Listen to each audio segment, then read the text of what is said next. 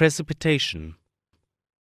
The liquid and solid water particles that fall from clouds and reach the ground are known as precipitation.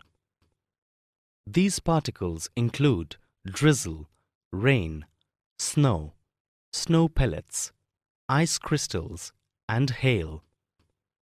The form that precipitation takes is largely dependent upon the method of formation and temperature during the formation.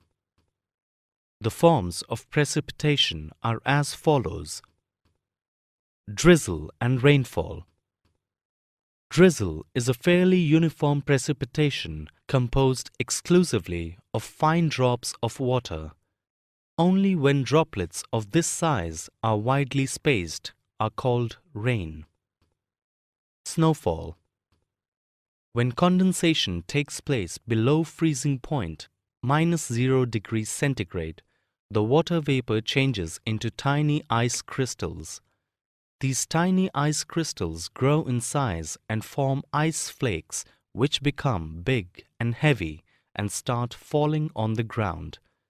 This form of precipitation is called snowfall. Sleet.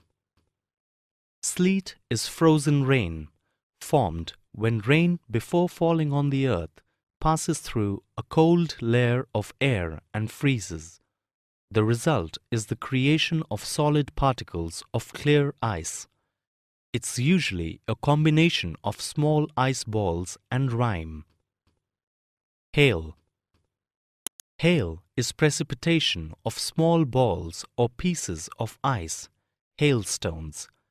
Hailstones are comprised of a series of alternating layers of transparent and translucent ice.